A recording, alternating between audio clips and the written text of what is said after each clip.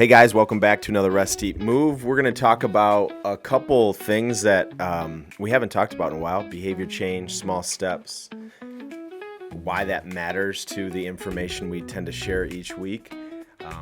As a reminder, we've partnered with Roan.com. Great apparel, great mission, OTL-20 for 20% off at Roan.com. They have men's clothes, fitness clothes, some casual work clothes, and then also women's clothes. But again, we like their mission. We like what they do.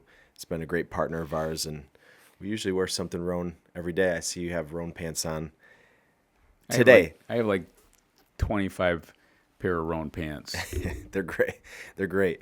So we're going to talk about behavior change and small steps and why that's sometimes not talked about with all this information that's shared on the internet and all over the world, but why it matters so much. And so when I first started to present, I really didn't think that you could do a presentation without the behavior change. Just the way that I learned how to move people down a journey. As we've evolved and our time gets shorter on stage, we've kind of tweaked kind of the not the actual philosophy, but more of how we explain it, just because we don't have as much time. But it's still designed the way to create behavior change. Let's start off today talking about behavior change, the 5 steps to behavior change. And then we'll connect that to why I could come on this podcast today and tell you to eat superfoods and sleep and exercise. But to truly coach anybody, it requires behavior change. And change is really hard. So talk us through the 5 steps of behavior change. Well, again, I like how you opened on if we had enough time on stage, I would definitely be teaching this at the beginning, and then I would wrap it at the end. And that's what we used to do. So I talk a little about, the 5 steps, and then you anchor that to the audience right away and say, okay, and you tell stories around that. So that's what we're going to kind of do a little bit today. But then I would close the presentation because now they got to land on information, but now what are we going to do? We got to take action. We got to take action. And sometimes we'll do that at the very end, but it's not the same because it's the first time they've heard it or whatever. So, I look at some of the presentations that, both of us have done, but I look back at AT&T. I had close to 90 minutes to just present, and it was a perfect storm and that's why I think we had such traction with them, because they weren't in a hurry to get you in and out. It was more of they wanted to help you move the dial. And that was the change. And then, again, we were talking about this earlier, but, I have a lot of really, great friends over the years, but one of the guys that I've known forever, Jody Ball, and I competed with Jody, and his Dean and Dan and all these guys, Denny and, John O'Leary, and the list goes on and on, but Marty and, again, Doc Peters, that goes on and on. But Jody said to me one day, because they're big fans of the podcast, he said, why don't you talk some more about small steps to healthy living and behavior change? And so that kind of was the driving. I'm like, okay, yeah, we haven't talked about it in a while. But I think the big thing when we talk about the 5 steps, number 1 is you have to understand self-awareness. We've been discussing some of my clients lately that you got to hit them right in the forehead. And so you start asking them questions. Are you doing X, Y, Z? And what you find out, should I be taking this peptide or colostrum or whatever? I'm like, wait a minute. Do you even know what your resting heart rate is? How many ounces of water do you drink a day? How many hours of sleep do you get? Many people don't even know how many hours of sleep they get. So that's where we begin, is with self-awareness, and it's hard. So let's stop for self-awareness. So self-awareness, my kind of vision of self-awareness is being aware of what's possible or where you have blind spots. Super hard.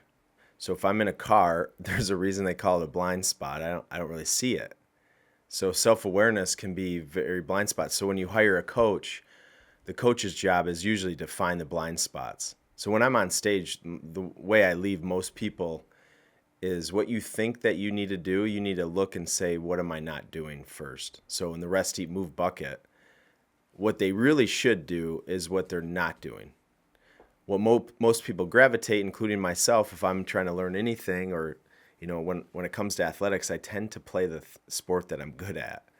We tend to gravitate to what's a little bit easier, maybe more efficient, which maybe is a lower hanging fruit. But self-awareness are those blind spots. I look at self-awareness, and the concern I have with the amount of information shared on the internet is there's not self-awareness of where they're at or where they want to go. They just hear information, and that's where we find ourselves, where people are taking colostrum and NAD plus and probiotics and prebiotics and certain supplements and trends and tricks, but they don't even have a kind of a vision of where they want to go.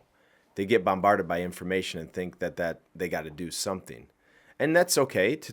Movement comes in all different shapes and sizes of change, but self-awareness is really important. And I think some people have better self-awareness than others. That's just the nature of maybe a more growth mindset versus a fixed mindset. I wrote down today of self-awareness. Did you grow up with a fixed mindset? Not that that's bad, but did you grow up with a fixed mindset? Were your parents, kind of sharing a fixed mindset? Was everything genetic related? Were they complaining about their health ailments because of genetics or getting old? That dictates the type of self-awareness someone could have. Or, do you feel like it's someone else's fault? Are you a victim of the circumstance that you're in? I was talking about Oprah, and, she, in my opinion, always comes back for her weight loss struggle as it's a genetic disease. It's something I can't control. Is it the doctor's fault? Is it the hospital's fault? So self-awareness, we watched the internet. I show you some of these videos because you don't have the exposure to them because you don't really care. And the missing piece in all of them is there's no behavior change process. It's I share information that worked for me that must work for you. So I showed you this guy that's a very popular influencer, has amazing physique, very genetically gifted in his physique. And so he shares what he does, but he always had a great physique, and he always will have a great physique. And so what does it matter to you what he does? Because it really isn't relative to behavior change. It's just information.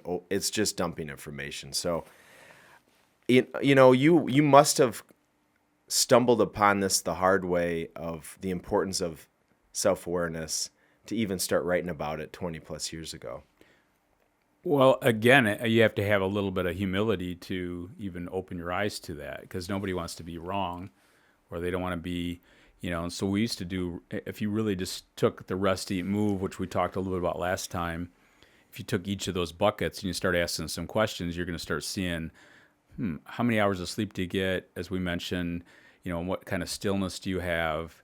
What's your resting heart rate? What's your heart rate variability? I mean, you can go on and on and on. And then you go into the eating. Are you taking an omega-3 fat? We even have it on one of our coaching handouts. And people say, yeah, I eat avocados. Well, they don't know an avocado is not omega-3 fat. They don't know. So again, it's what we don't know. Can you hang from the bar? We talked about this. Can you get on the floor? Can you do a pull-up? Can you do a real good push-up? So that's where I try to do in the self-discovery. Are you having a bowel movement? Are you? Yes. I mean, what's your, 5, super highways of elimination. So when you start asking these questions, instantly people are like, oh, I didn't know. And it never ends. But let's just start with some of that. And then the curiosity. So if you have the humility and curiosity, you start saying, maybe I need to, and again, nobody's perfect. Everybody's got blind spots. So let's just summarize this. So you're listening, everyone probably listening has a decent amount of self-awareness, but all of us, me, you, has an opportunity to have more self-awareness, more. I think that's a great word, opportunity. Introspective. So are you able to go inward and say, what do I think is possible?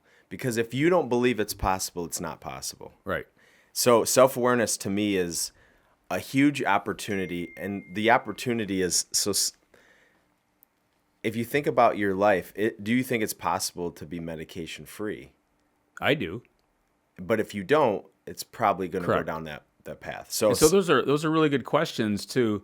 Again, back up. Again, it's an endless loop, but that's where you begin. And that's some of the questions I ask. Is it possible for you to get off your cholesterol med? Yeah, of course it is. So that's the first big step, is creating this, just the awareness, be the curiosity, and then from there we go to number two. In our presentation, I think one of the things we do, so we used to kind of, I would say, hit them right in the head of these behavior change. Self-awareness was never one that you'd say self-awareness. Nobody wants to be told you do have self-awareness. But in our presentation, we create self-awareness. We Correct. tell these stories. We share these kind of opportunities. What is possible? You ask them questions. Asking questions. Mm-hmm. But let's go into the three kind of the meat and potatoes of behavior change. So number one is always self-awareness, but I kind of put an asterisk there. It's kind of like it's an unknown, but it is required to go to these next three steps. These next three steps are more tactical, but the first one is required. So go to the next three. So then you have to have, like, what do they want? So now we're into call it a goal, but what outcome are they looking for? What do they really want? And then really you get specific with that. Specificity is important. So you get really specific. So when people say, I want to lose weight, I don't stop there. What do you currently weigh? What did you used to weigh? What's your belt size? What's your belt size? What Is it a look? What's the number? I mean, we feel? get into, because of the more specific you. I just want to lose weight. Well, that's not going to ever happen, Or I'll ask, I'm dehydrated. Okay, so if you're dehydrated, your pH is out of whack, and the list goes on. I don't have good gut health. Let's get into the specific numbers of how much water are you actually drinking. And then we get into the quality of the water. So that's the. So let me pause there and say how most people come into our ecosystem, or maybe in a presentation asking a question, or when you see people consume this content on the internet, what happens is they say, my action I'm going to take is I'm going to take this supplement, or I'm going to do this workout program, or have you read this new book? And so those are all potentially great actions. But the question we always loop back to, okay, you do the colostrum. What do you want out of that colostrum? And what you find with most people is they don't really have the specificity. No, they just take. Or why should I take a peptide or collagen? And right. And then maybe someone says, okay, I take collagen because it's going to help my skin. And then, okay, is that your goal, to help your skin? Well, I don't know. It'd be nice.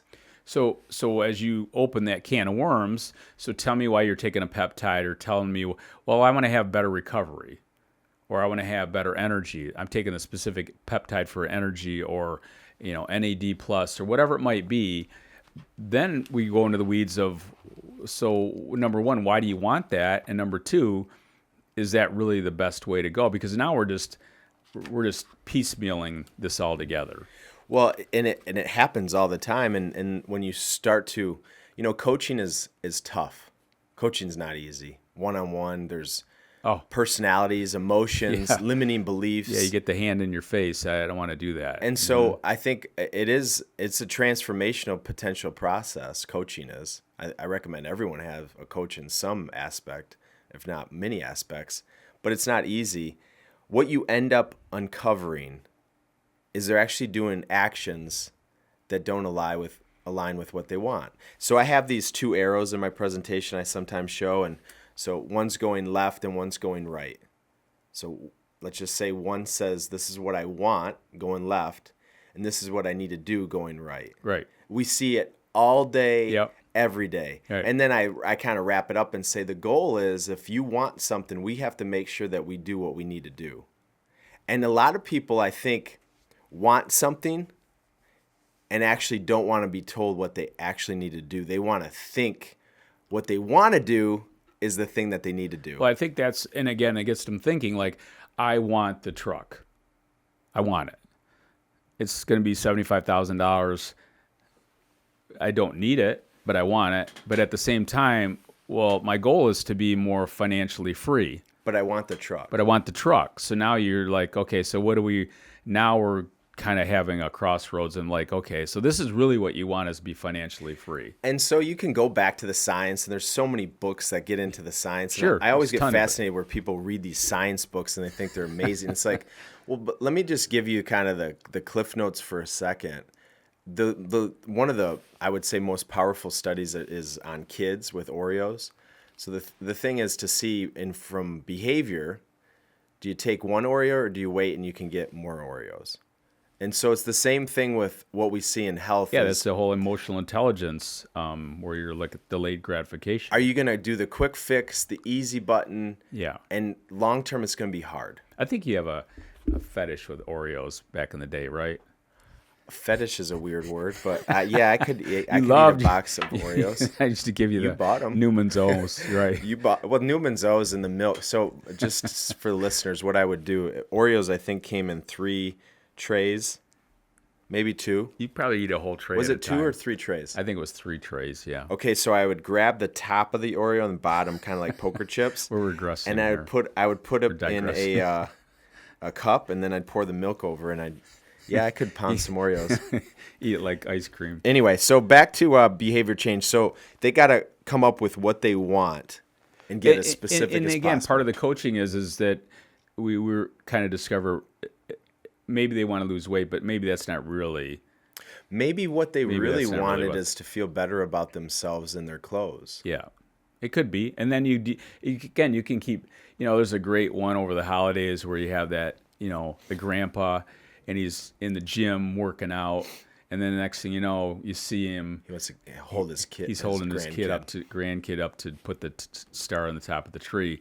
That's kind of what we're getting at. And so really dive into, just think about what you truly want, and then really get laser beam specific on that want. And so I'm just going to remind people. So when you hear us kind of on repetitive saying, this is why we recommend going to food and why we don't want you to over supplement, because what ends up happening is we see people want something, but they're not doing what they need to do to get to there in the most sustainable, long-term, best route.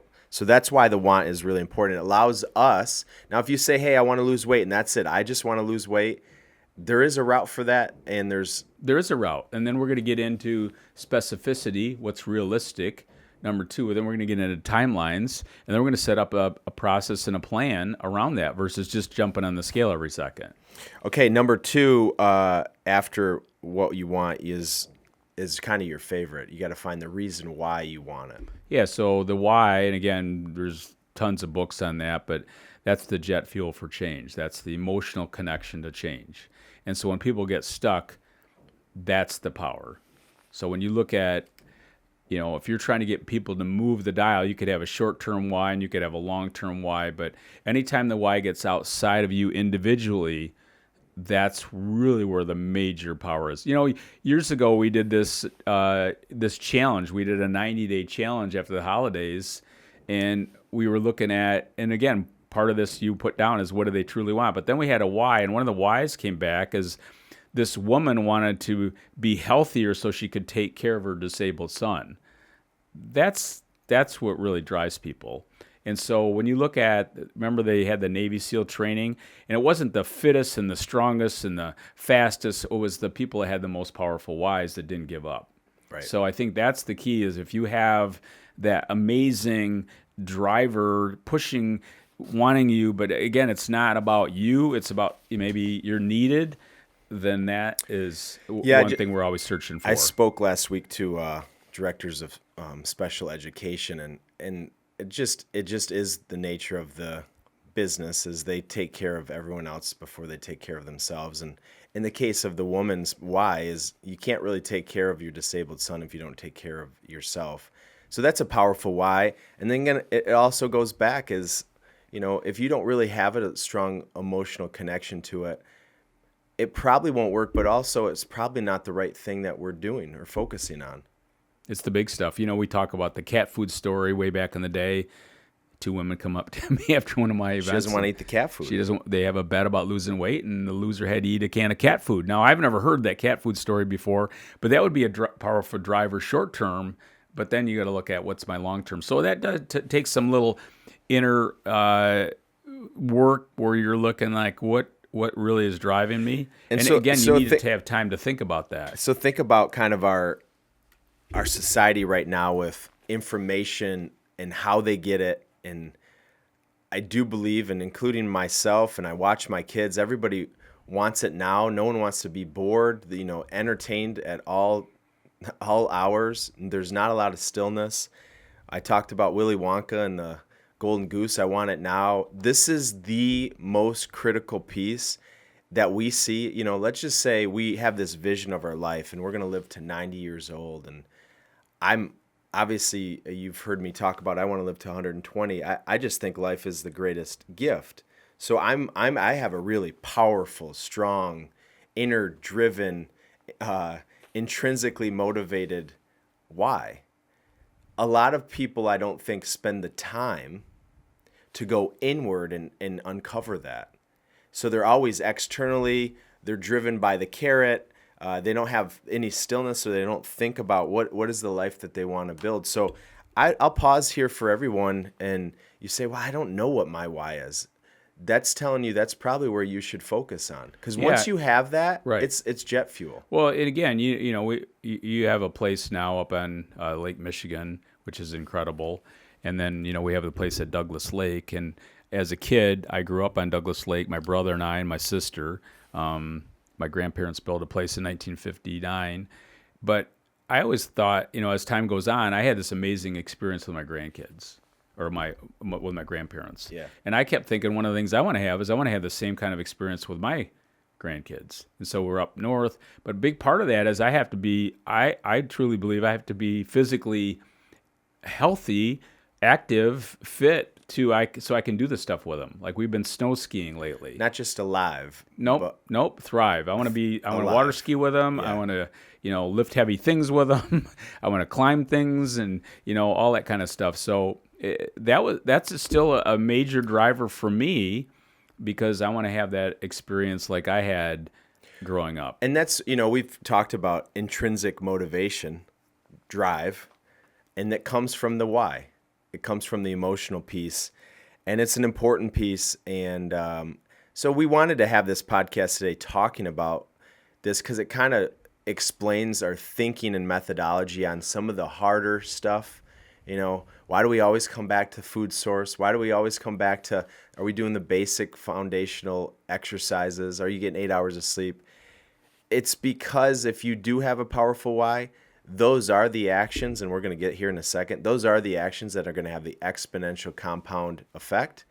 If you don't have a reason why, and I would say a lot of society hasn't had the time to go there, you're going to go with whatever trend, whatever quick fix, whatever kind of catches your attention. Well, and I talk about that then in my book. It's going to rain. Storms are going to come in. But if you don't have a powerful why, you're going to get stuck in the mud and you're going to give up. So that's my always thing is like when I work with a client, I really want to start diving into that because, we work with a lot of financial institutions, individuals, and I always say the same thing to like a financial advisor. If your clients did exactly what you show them, yeah, what kind of outcomes would they have? They're like, oh, they'd have amazing outcomes. But why don't they? It's because they buy the truck. They bought the truck and they haven't changed behavior. It's no different than, so that's it's the same exact, path. It's just in a different area. So again, you said something before we started, and I think it's maybe a good time. I love energy. I love talking about energy. I think it's our most precious commodity. You've heard me say that before. I just, for me in general, when I don't have energy, it doesn't matter how much time. I know what energy I should have, and when I don't have it, it's very frustrating. But when we go to time, and when we go about compound interest, the most impactful amount of time we can spend is usually going to be what's going to give us the most amount of energy. And what gives us the most amount of energy usually requires the most effort it's just like anything, that if you want the most output, you probably have to put in the most effort.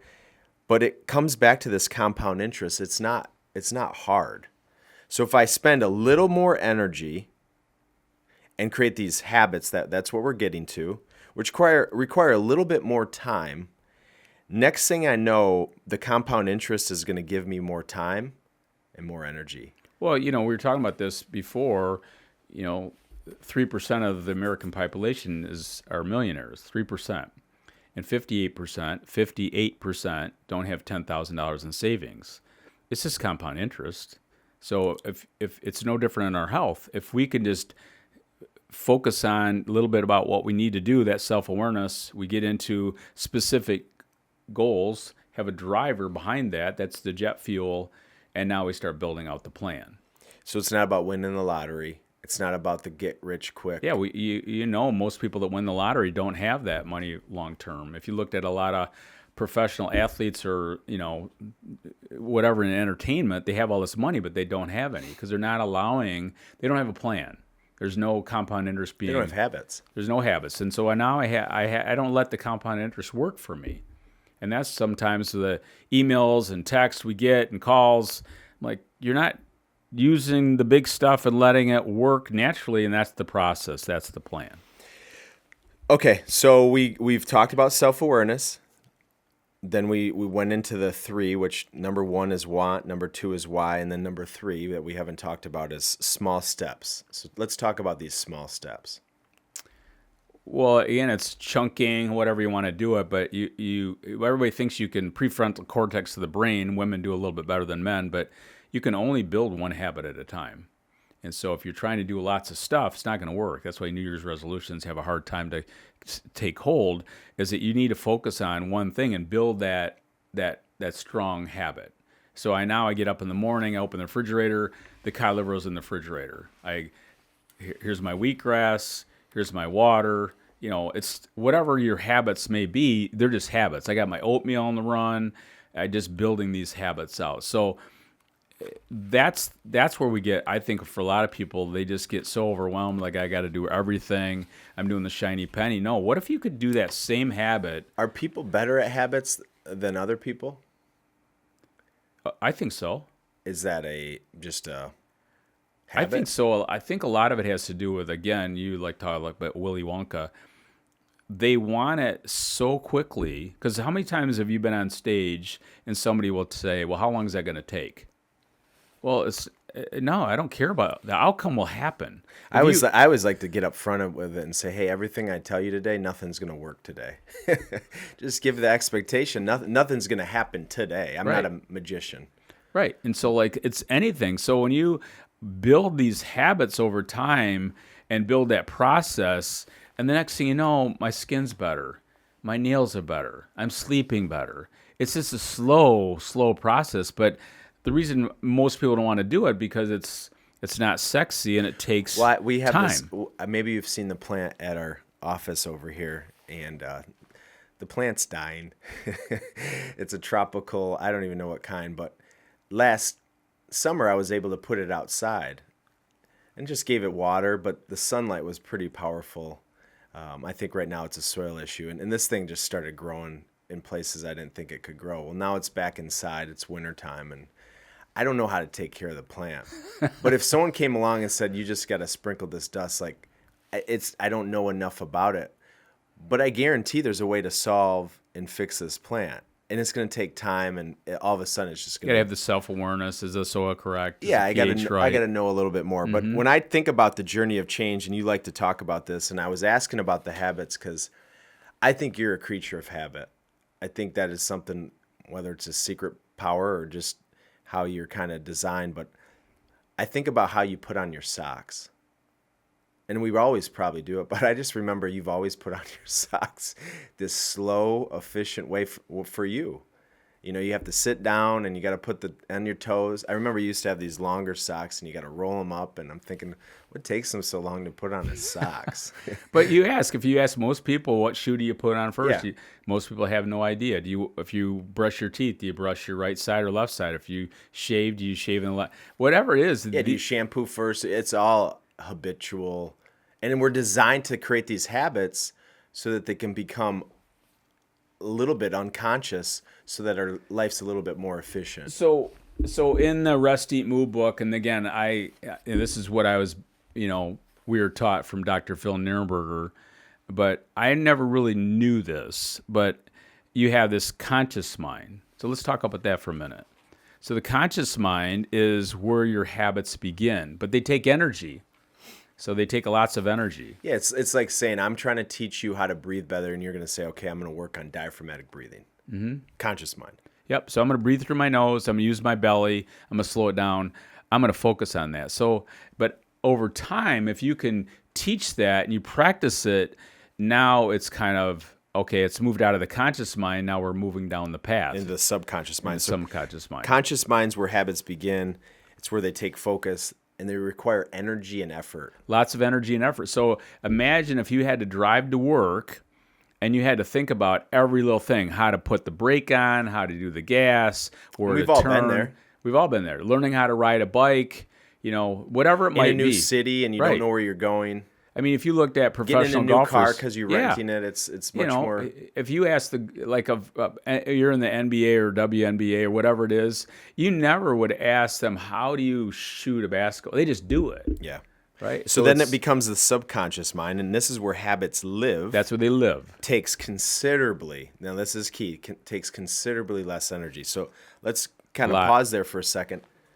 If every month you're on a new diet, right, it's going to require more energy, more effort. Subconscious, if you create these habits, these rituals, they take less energy. Stress can send new conscious habits to the back burner and cause old habits. Kick them to the curb. I'm gonna do something different. But if you can move, again, this is why. Imagine all of us, if we had to think about everything we do before noon, we'd be exhausted. But we don't have to, because most of the stuff we do, about 80 to 90%, it's just habitual. We just do it, like you said. So sometimes I'll make my oatmeal on the run, and I open up the refrigerator, and there it is. I don't realize that it's still is there, right? You might want to date those. So that's where this subconscious mind, now it lives in there, and now that's where your habits live. And then we talk about exponential capacity. The unconscious mind is the reservoir. It's the training, it's the memory, it's the stuff that you have created over time. But I'd like to also talk about the journey of change. How do you get there? Well, it has to begin with some type of engagement, the honeymoon stage. So you're listening today and you're thinking, I got to create some new habits, and I know I need to. Well, you got to get excited about it. There has to be some. Yeah, it's exciting. Something has to spark that. Yeah, I'm jazzed up, ready to rock. That match has to get ignited. Okay, so then the honeymoon stage we all know is going to end, the valley of despair, but then habits form, and then rituals are created. So the reason people when you look at, you go into the honeymoon stage and the honeymoon's over, and then you go to the valley of despair, and this is where people give up because they don't have a powerful enough why. It's going to rain, the clouds are moving in, the storms are moving in, it gets muddy, that's what takes you out of the valley of despair. Is that powerful why. Now, one of the things you just mentioned about talk about the unconscious mind just a little bit longer. The reason people don't tap into, because now I'm in the shower and I got some amazing thought.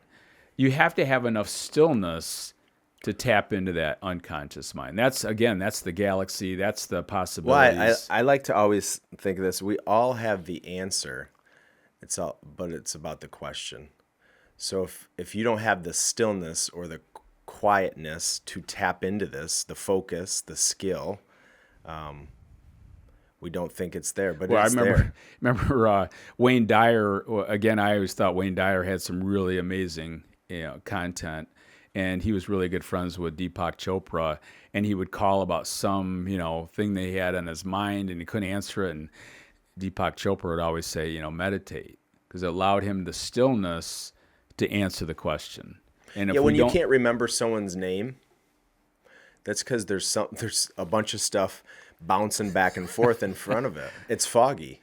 And then all of a sudden you're going for a walk, or you're relaxing, and all of a sudden these things come to you, and you're like, wow, where did that come from? Yeah. So the unconscious, again, it can get a little fluffy and big, and you can't.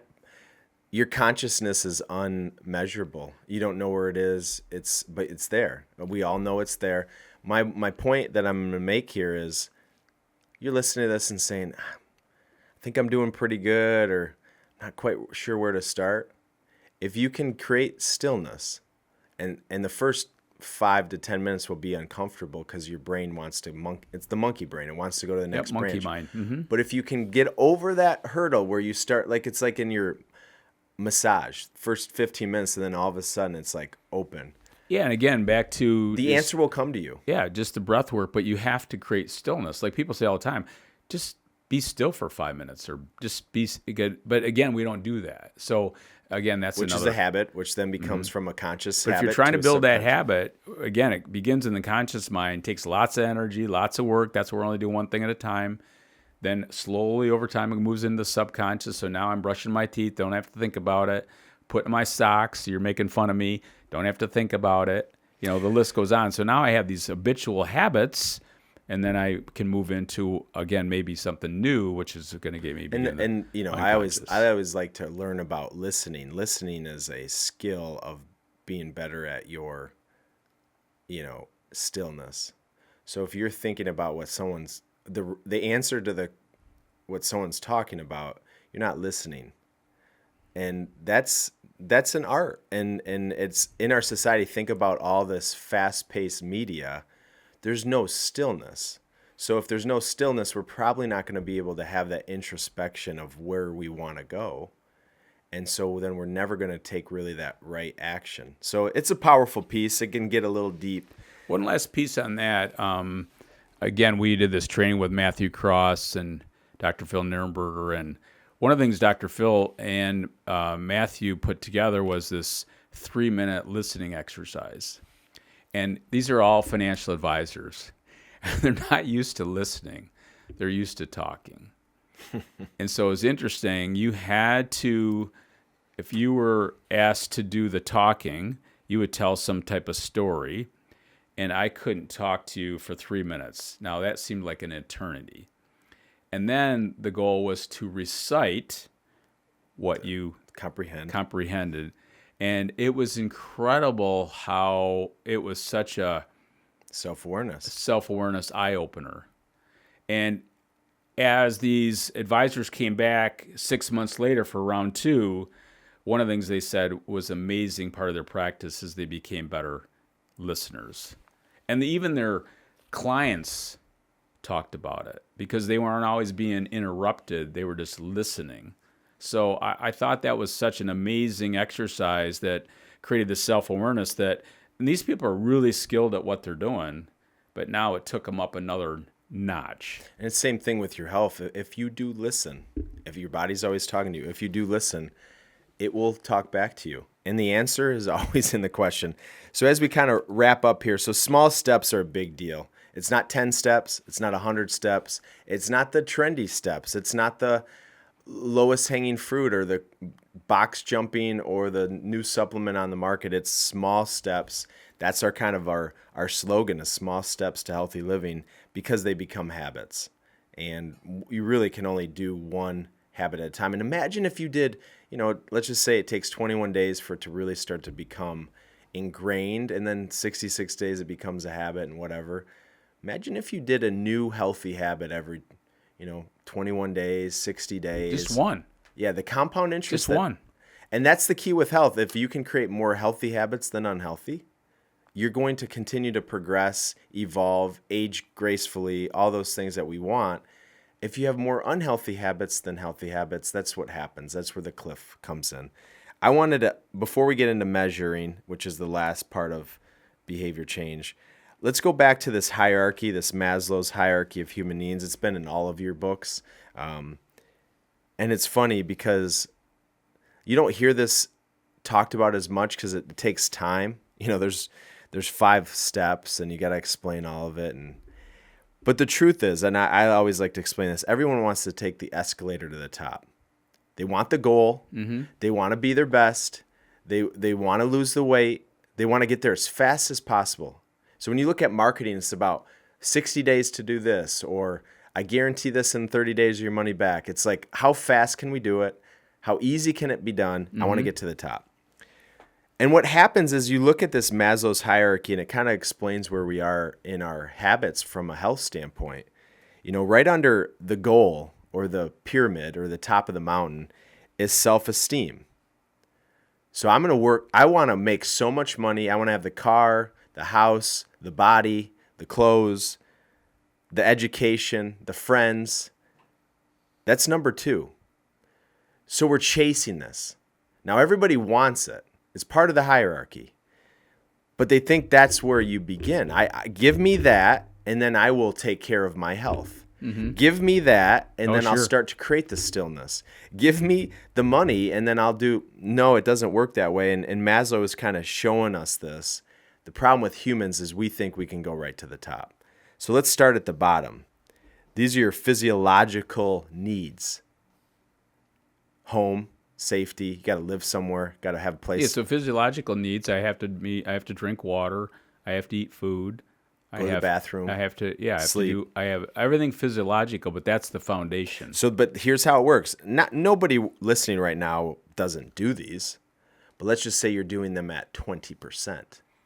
So you're sleeping 6 hours a night. Yeah, but you're not intentional about them. And so that's the deal. So now if we just put that in front of everybody, we all have ways we can improve. Are you running at 20%, 40%, 60%? But what if we built that solid foundation better? How would it work? Yeah, and that's why we wrote capacity. So you think, let's just say I'm using my hands right now, and I'm gonna restrict.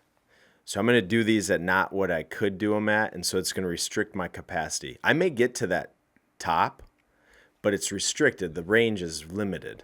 So I can only do what I can do in this box, but I seem like I'm... But what you're saying right now is so true, because if that bottom is, more of what I could be, feel, all that stuff. Well, think about a building. I'm building a skyscraper. If that toothpick foundation is on this, right, it's going to crumble at some point, or it can't really. But the top is not going to be what we're going to talk about in a second here, is not going to be what you want what you really could be. So that's where the beginning, and again, we don't have to get crazy with it, but we just want to be a little more intentional about the bottom. So again, we can go in, the second layer is safety and security. That's important. Yeah, very important. If you looked at certain countries around the world, they don't have what we have. They don't really care about, having a new car if they don't have the safety and security. So we neglect that, and we don't really give that as much respect. But that's how the hierarchy works. That's how the hierarchy works. Safety and security. Think about this for a second. You go to your doctor and you just hope that the numbers are in range.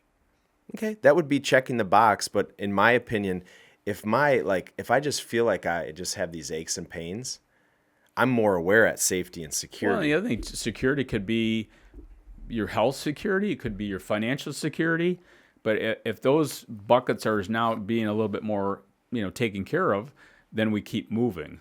The third one's interesting, love and belonging. There's loneliness we have these relationships with like the computer. We talk about white space. We don't have time for relationships anymore. I think that middle category we're not by any means relationship experts. But I look at it and say, many people want the self-esteem, the car, and then they're going to have the friends and the people. But the layer before it is love and belonging. So you got to do that first before you're going to really have true self-ego. But at the end of life, nobody really, my dad used to always say, if you have 3 really close friends at the end of your life, you're probably doing pretty good. Yeah. So that love and belonging is sometimes we don't put a lot of effort into that. And reality is if your health is not good, it all kind of snowballs together, which leads into number 4. And that's the self-esteem, and then number 5 is the self-actualization. So let's kind of finish up with that. I when you think of self-actualization, what is that? Well, how does that resonate with you? Well, again, I think life is the ultimate gift. So not only do I want to live a long life, but I want to live a healthy quality life. So my definition of health really sums up what I think self-actualization, and this is my belief and this is my value, is that it's our greatest asset.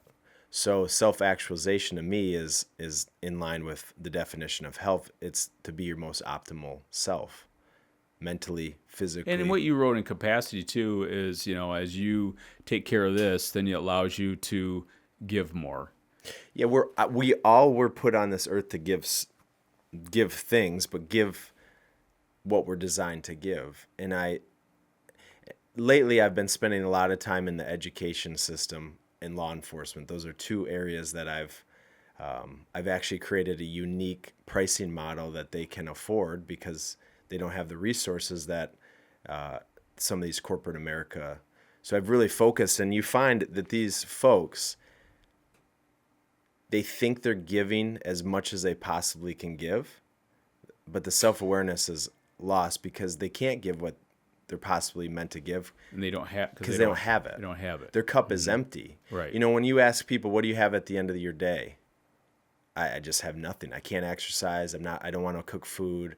I'm not very nice to my kids or my spouse because I'm stressed out. Well, there's no way then you're giving what you're capable of giving in your work either. So that to me is the self-actualization, is like, what is in a scalable, sustainable, attainable way, not to be perfect, but to just experience this. I still haven't bought this. I was going to buy it for the office when we were going to redesign it. And I'll buy it for the next one. I'll have to do it. It's a ticket, and it says one ticket. One ticket. And it's a ticket to life. And so I that's like kind that. of how I think about it, is why not build this foundation? And at the end of the day, it's not about the things or the material or all that stuff that we get so caught up on the internet. It's the ability to give, and it's the capacity to give. And it's, to me, that's the top of the pyramid. And one last thing I like to do too, when you're trying to get people to change behavior, again, this goes back to your why, but we talk a lot about, how people are loved, but more importantly, how much they're needed. And I think a lot of people don't really understand how much they're needed. And if they start really grasping that need, that they are needed, that's another big driver to get people to move. Yeah, not to say that you need another thing on your plate, but when you start to realize, like, you don't have to be perfect, and you're not going to eat all the greatest things, and you want to have joy and love and social. But if you're eating just to make you happy, like, because that's what I want, you hear people say, well, I don't like that. Okay, well, but you have no energy. So it's not, at this point, it's not about, there's a lot of people that use this excuse, well, taking care of myself is selfish. I think the most selfish thing you can do is not take care of yourself because you're needed. And Well, so that's why you see that with a lot of people that take care of their parents or their spouse, and they just say, well, I have to do that. No, we all have a choice. We can put the oxygen mask on, and it doesn't have to be on at all times, but you got to put it on first, know where it's at. Well, that's self-care. I mean, we got to have self-care so that we can give more. What we're designed to give. And that's how I end all my presentations. And again, last week, these are special education directors. I'm very involved in this. I'm very in tune to this. Hadley has special needs. I rarely come across a special needs teacher, director, parapro, somebody supporting them that really takes care of themselves first. And trust me, there's elements that you got to take care of, and concerns and safety, all that stuff. But it transfers in all walks of life, as we think, well, we'll get to it later. And that's where the hierarchy is so interesting to me, is like, if I can only just make some more money, then I will buy the health food. No, you won't. You won't, because it's not a habit. And it's not that, again, back to the foundation. So how does it actually work? So the key is if we can build a stronger, more vast foundation, then the potential is so much greater. But the range and the ability to the ebb and flow and make mistakes is so much Well, and easier. one of the things I like to do with my clients is we revisit this regularly. And so I start, so let's talk about self-awareness today. We're talking about self-awareness. And they're like, well, so we just kind of explore. And then the second thing is like, hey, what do you want to do for the next 12 weeks? What's our goal? Let's get really specific with that. And then from there, like, hey, what's driving you? What's your powerful why? What is it? And then from there, we're like, okay, so now we're leaving here. What's one or two steps we're going to take? And last but not least, how are we monitoring, how are we measuring it? Because that's what we want to do is we want to measure it. Like right now, I have some goals that I want to do so many push-ups or pull-ups, whatever. I'm measuring it. It gives you kind of like where am I at? What gauge? Yeah. You know, for me, the self-awareness for all of I mean, I'm speaking to you as the thought leader on self-awareness, but I'm as guilty. Everybody is. And so Yeah. like I could run a 5:30 mile in my sleep until about 34. And the reason that I created more self-awareness is because that number started to creep up. But it still didn't drive me to change some of my actions. What drove me to change some of my actions is I got hurt. So I had this self-awareness. I had this belief, and all these things are created from this, that I was training the right way to do what I wanted to do. It was limited. Not saying it's bad. You know, I put in a lot of effort. But you had to be curious and humble and figure out. And would like, I have hey, changed without the Yeah. self-awareness? Probably. That's how we're designed. We're not going to change unless No. there's enough self-awareness or reason. I used to ask Walt. Pain creates change. When we were training with Walt, I said, so what gets people to do, do this stretch or do this? He goes, it's pain. Well, so I injure myself. The time goes up, and now so monitoring's not showing what I want to see. The pain is something that I can't now participate in something that you want. And so that then creates self-awareness. I go back to the starting line and I have to rebuild it and say, okay, what about my fascia?